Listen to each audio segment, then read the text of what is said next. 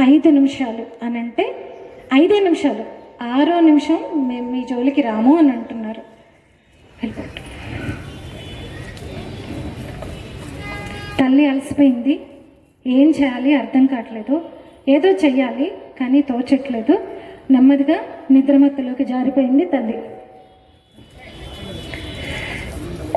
అపాయము దాటడానికి ఉపాయము కావాలి, అంధకారమలమినప్పుడు వెలుతురుకై వెదకాలి, ముందు చూపు లేనివాడు ఎందునకు కొరగాడు, సోమది కునుకువాడు సూక్ష్మము గ్రహించలేడు, మత్తు వదలరా నిద్ర మత్తు వదలరా, మత్తు వదలరా నిద్ర మత్తు వదలరా, ఆ మత్తులోన పడితే గమ్మత్తుగా చిత్తవురా, మత్తు వదలరా నిద్ర మత్తు వదలరా.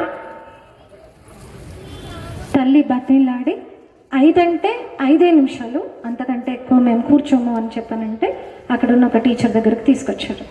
ఇప్పుడు వాళ్ళు ఏమంటున్నారో మన కొత్త తరం జంజీ అని తిట్టిపోస్తాం, ఏదన్నా అడిగితే వాళ్ళ మనసులో ఏం రగులుతుందో తెలుసుకుందాం. లాస్య, ఏంటి నాన్న నీ బాధ, ఎందుకట్లా అమ్మని సతాయిస్తున్నావు? మ్యామ్, చిన్న పిల్లాడి తల కోసేసిన వాడు దేవుడా, నేను మొక్కాలా? పో, నేను మొక్కను పో.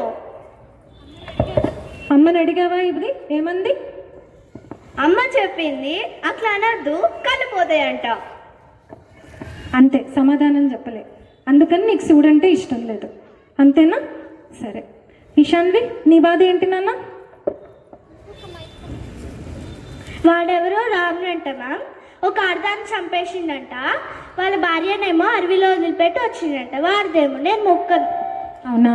అందుకని నీకు రాముడు అంటే నచ్చట్లేదు, అవునా? అంతేనా? మహిత, నీ బాధ ఏంటి నాన్న?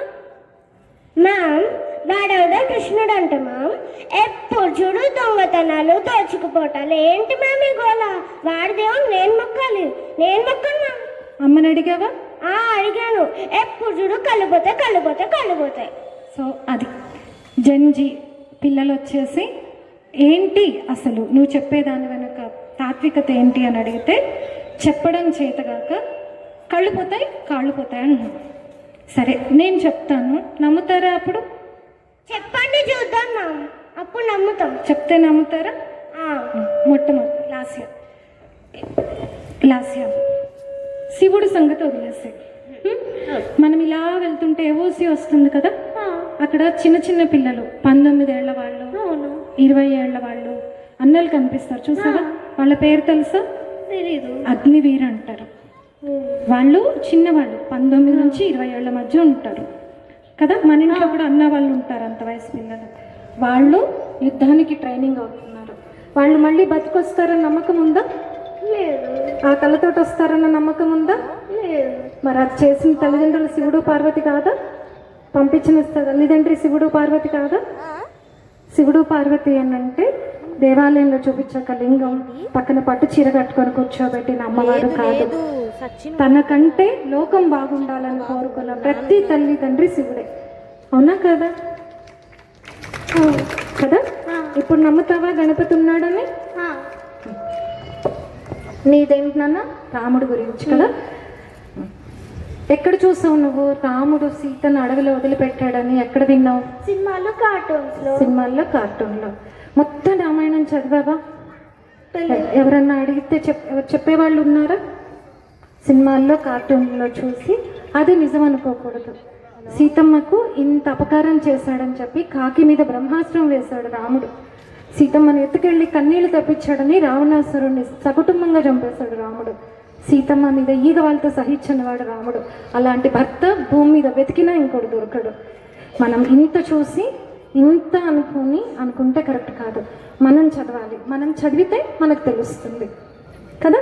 చదివే ప్రయత్నం చేద్దామా? నీకు రాముడు అంటే ఇప్పుడు కోపం లేదు కదా? లేదు. నువ్వేమన్నా? కృష్ణుడు చీరలు ఎత్తుకెళ్ళాడు, దొంగతనాలు చేశాడు. ఎక్కడ చూసావురా? కార్టూన్స్, మూవీస్ కదా. నేను నీకు ఇష్టమైన స్వీట్ జస్ట్ ఇట్లా ఇచ్చేసాను అనుకో, నువ్వు నన్ను గుర్తుపెట్టుకుంటావా? ఎంతసేపు గుర్తుపెట్టుకుంటావు? చాలా సార్. కదా, కాసేపు నిన్ను తిప్పించుకొని నీతో ఒక 2 పనులు చేయించుకొని ఇచ్చాను అనుకో, అప్పుడు ఆ స్వీట్ ఇంకా టేస్టీగా ఉంటుందా? అలాగే మన సనాతన ధర్మంలో ఏది ఇట్లా పెట్టరు. ఇలా పెడితే ఇలా నోట్లో వేసుకుంటే మర్చిపోతాం. కష్టపడి సంపాదించిన రూపాయికి విలువ, కష్టపడి ఆర్జించిన నాలెడ్జ్కి విలువ. అందుకని ఒక లీలలాగా చూపిస్తారు, అంతేకాని నిజంగా కృష్ణుడు చీరలు ఎత్తుకెళ్ళాడు, నిజంగా కృష్ణుడు దొంగతనాలు చేశాడు అని కాదు. మనం చదువుకుంటే తెలుస్తుంది. ఇదిగో చూడు, ఇందులో రాసింది చూడు, నువ్వు చూడు లాసి, ఇందులో రాసి ఉంటుంది చూడు. అలా మొహాలు చూసుకోకండి. ఆల్రెడీ స్కూలు, డాన్స్ క్లాస్కి వెళ్ళాలి, మ్యూజిక్ క్లాస్కి వెళ్ళాలి, అక్కడికి వెళ్ళాలి, ఇక్కడికి వెళ్ళాలి. ఇదంతా ఎప్పుడు చదువుతాను అది డౌట్ కదా, అంతేనా? ఓకే, ఎక్కువ కష్టపడుతూ కరెక్ట్గా 5 నిమిషాలు, రోజుకి 5 నిమిషాలు. ఇందాక మీరు చెప్పారే, నేను కూడా అదే చెప్తున్నా. వద్దు 6 నిమిషం వద్దు, 5 నిమిషాలు చదవండి. ఇవాళ ఇంటికి తీసుకెళ్ళండి, 5 నిమిషాలు చదివి రేపు బుక్స్ తీసుకొని రండి. మళ్ళీ వస్తారని అనుకుంటున్నా. సరే, వెళ్ళి రండి. ఇలా మొదటి రోజు పిల్లల్ని మౌల్డ్ చేసే ప్రయత్నం చేస్తున్నా.